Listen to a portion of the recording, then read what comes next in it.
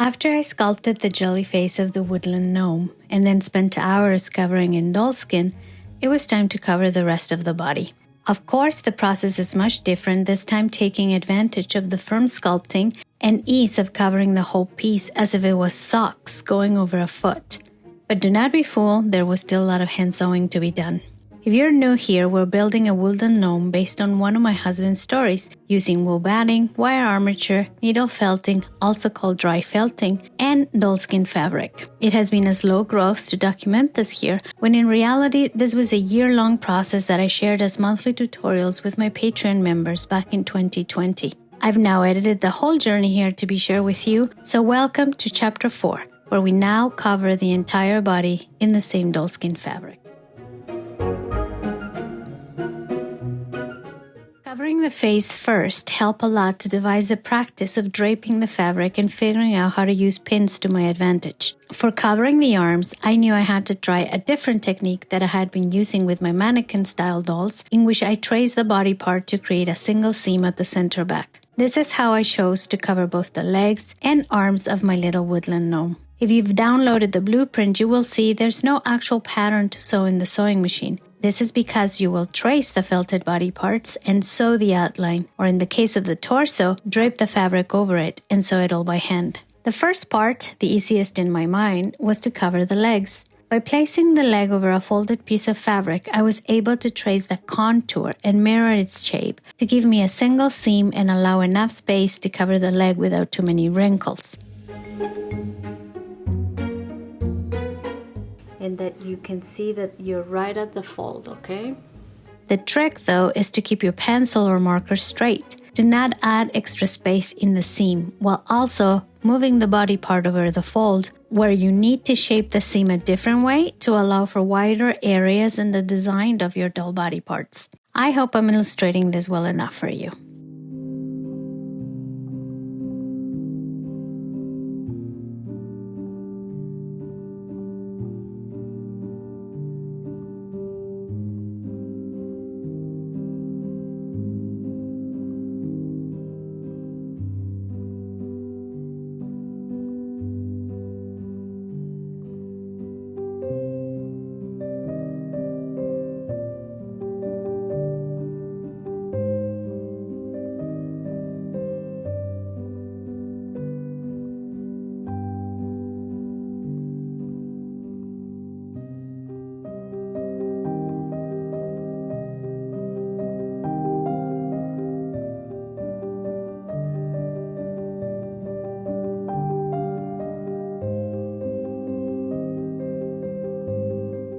Because I wasn't entirely sure how to pull such a large leg with smaller ankles and a wider foot through the entire thing, I left the bottom and top open so I could stretch the fabric and hold the felted piece with more ease.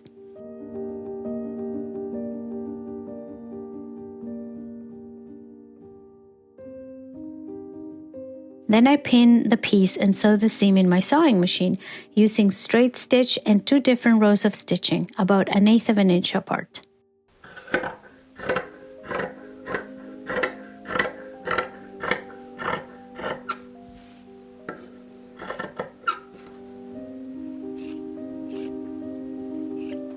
This is the way I ensure I have extremely strong seams, especially when I'm going to stuff using the rolling wool method, or this one where I will be covering a piece that has been needle felted, and I need to maneuver the fabric a lot, pulling it and stretching it and finagling it to put it in the correct place. In this case, I needed the seam to be at the center back of the leg. I cut the seam allowance close to the seam for less rowdy seams and turned the piece right side out.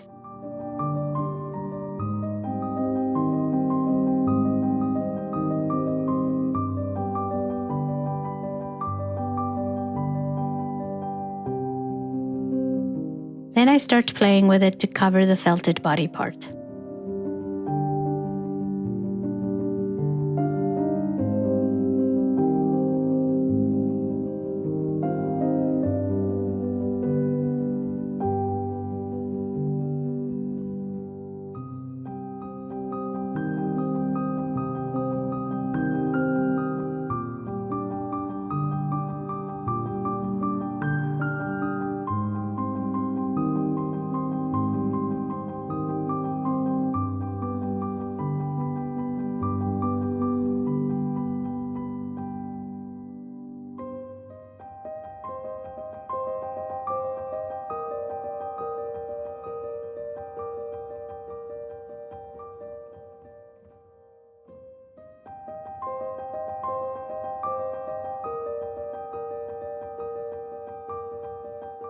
At this stage, I still wasn't too sure what I was going to do with the leg armature, so I just bunched it all up. But in the end, I did end up using disc joints, which you'll see me attach when I assemble the doll.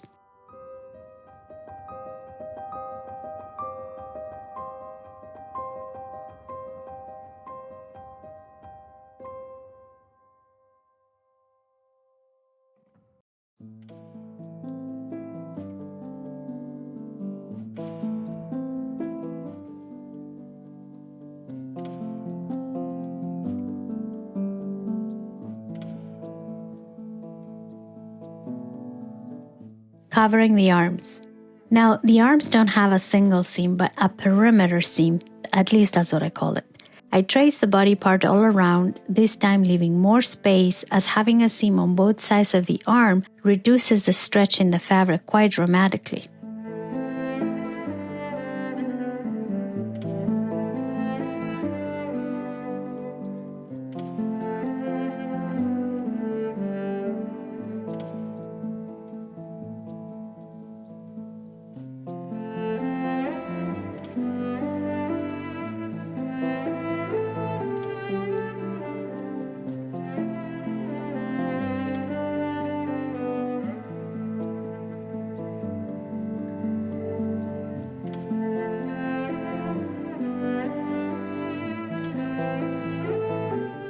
I follow the same procedure of tracing, sewing with the machine, and then cutting the excess fabric.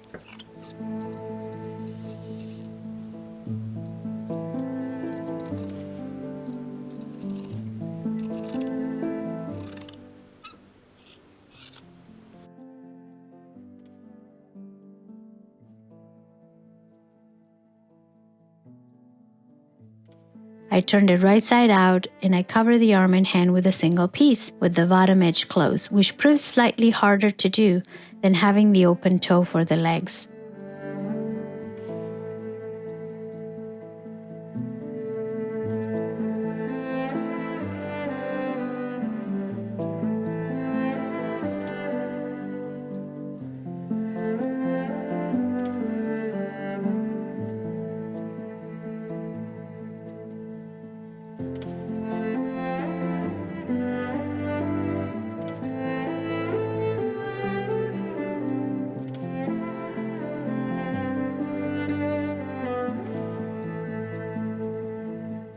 I like to finesse the seam allowances and smooth them out by moving them completely to one side.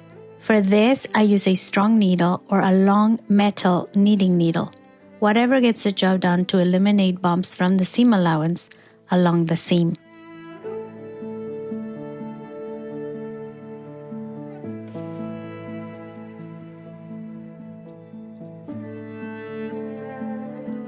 Closing open ends by hand. Here I followed the same procedure that I showed you in the head chapter, in which I trace the body with pins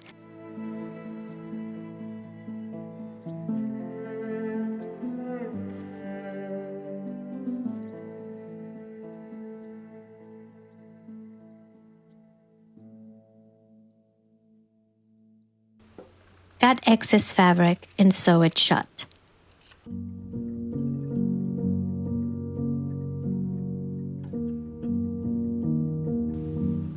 I mostly do 2 to 3 seams.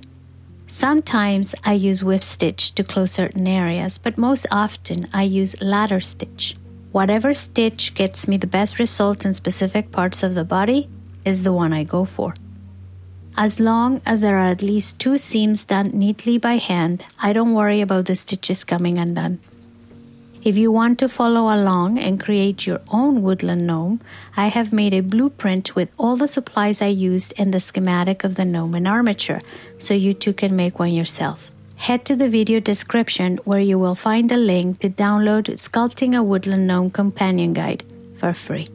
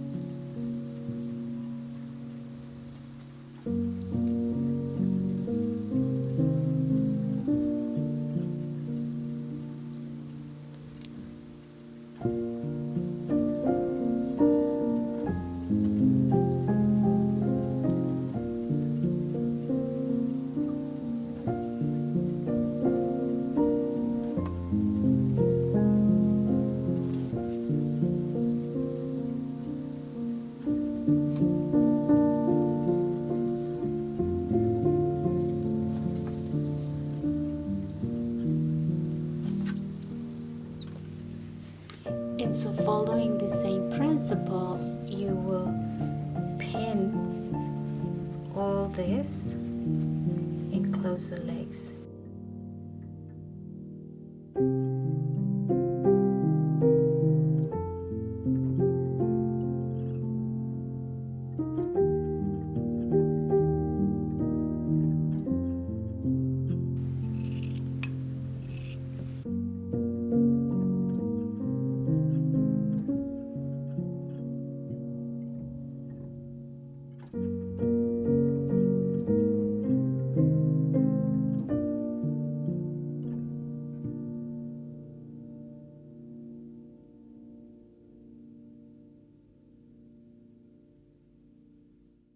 Covering the torso. Here we have the finished head already covered and tied, ready for the rest of the torso to be covered in dollskin. I take a piece long enough that can wrap around the entire body, and keeping the grain straight over the center front, I start draping the contour of the body. You want to have enough fabric at the top that you can make a little fold to sew the torso fabric to the head fabric at the neck area. Once I started the draping, I realized I wanted to pay attention to the symmetry of the side seams so that one wouldn't sit closer to the chest than the other.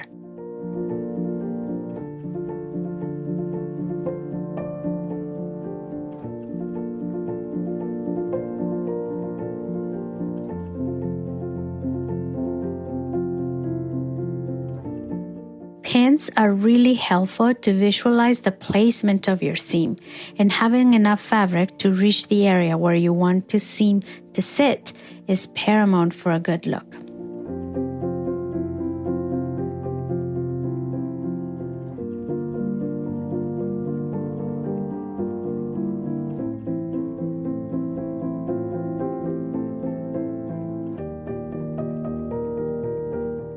You can see the method of pinning first one side and then stretching the fabric over all the previous pins to butt both sides of the torso fabric together.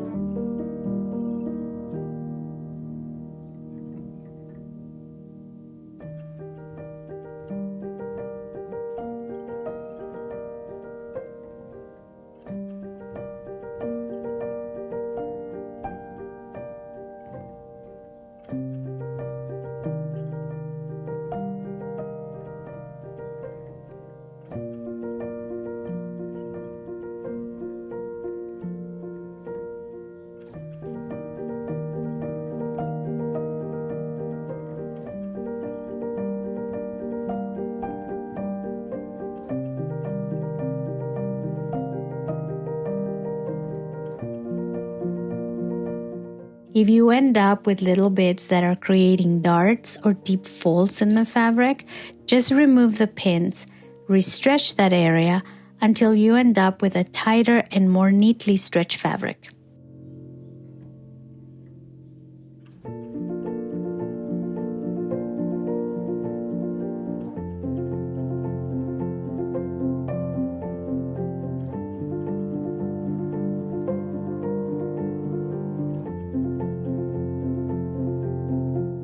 I also wanted to make sure that both seams ended up in the same area, so I made sure to place pins where I wanted the seams to start or end, depending on which part of the torso you start sewing. So one thing that you need to take in consideration and you might need to adjust is that this line needs to be balanced. If you want it further to the back and it's going to be here, that's all right, but make sure that it's the same on the other side, that it's closer to the back. For me, it was much easier to first do the side seams and then later deal with the neck and the shoulders, which I couldn't get to until I joined the arms. Don't worry, you will see that in the next video. Once everything was pinned, I could confidently cut the excess fabric, from which later on I ended up making pointy gnome ears.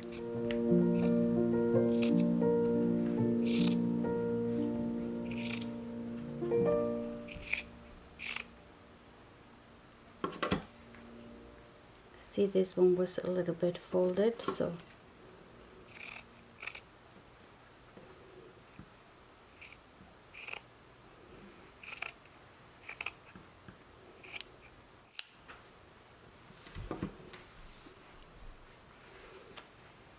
and again, lots of hand sewing to be done. Enjoy!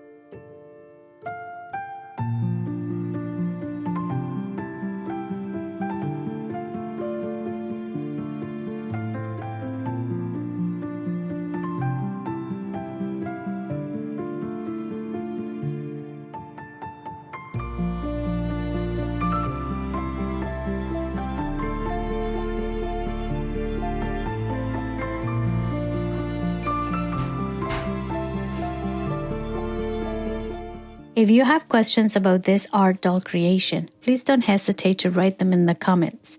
I am answering everyone there, but I will also put together all your questions in one final video so you can sit down and hear me answer everyone in one single place.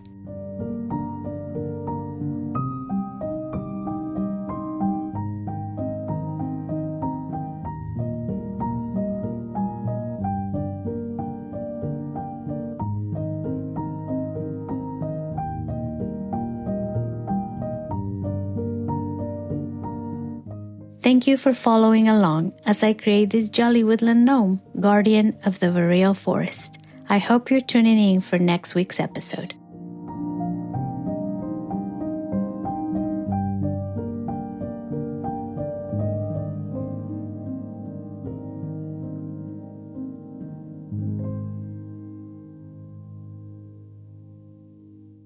See you next in the assembly.